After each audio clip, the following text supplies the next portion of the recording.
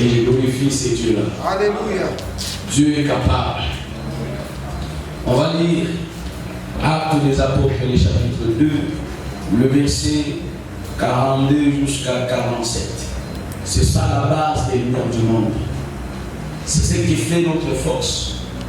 C'est ça notre vision. Alors nous allons lire ces trois passages et je voudrais à ce que tu retiennes ça. Toute ta vie, tu t'accroches à ça, tu seras béni, tu ne seras pas la même personne. Est-ce que nous pouvons lire au nom de Jésus à haute voix? Il persévérait dans l'enseignement des apôtres. Nous, dans la communion fraternelle, dans la fraction du pain et dans les prières. La crainte s'emparait de chacun. Et il se faisait beaucoup de prodiges et des miracles par les apôtres. 44. Tous ceux qui croyaient étaient dans le même lit et ils avaient tout en commun. Ils vendaient leurs propriétés et leurs biens et ils en partageaient les produits entre tous, selon les besoins de chacun. Ils étaient chaque jour tous ensemble, assis au temple.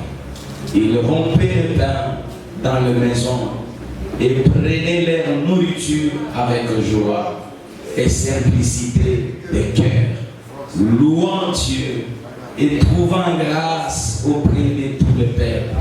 Et le Seigneur ajoutait chaque jour à l'église ceux qui étaient sauvés.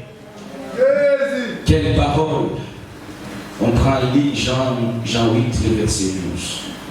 C'est ça notre nourriture de base. Tout enfant des lumières du monde doit nager dans ça. Jean 8, 12, nous lisons au nom de Jésus.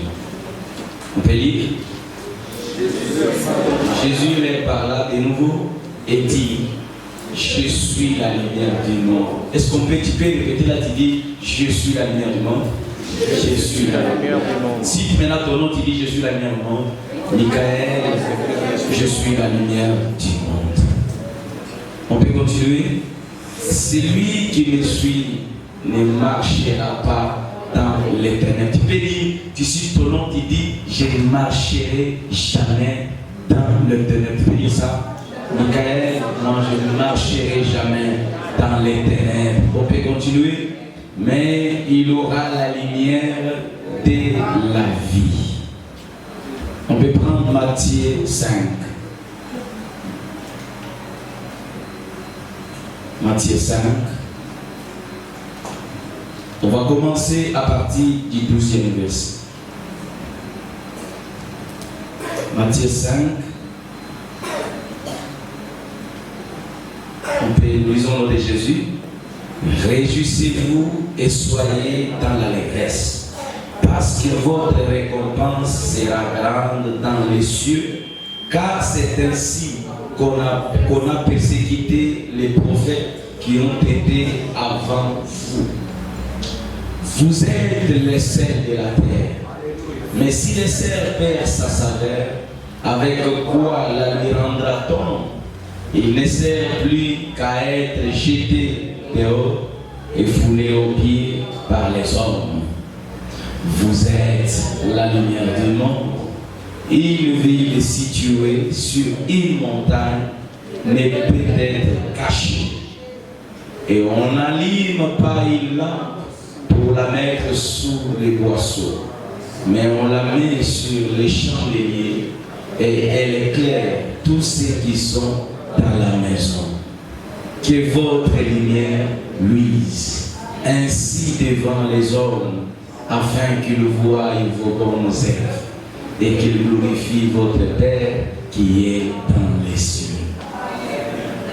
Alléluia. Alléluia. Si toi tu pêches, ils vont voir. Ils voient ton étoile. Quand tu seras béni, ils vont voir. Quand tu vas pécher encore, ils vont voir. Qu'est-ce qu'il faudrait faire? Rester dans la lumière, qu'ils voient les bonnes œuvres dans ta vie et dans ma vie. Sans ta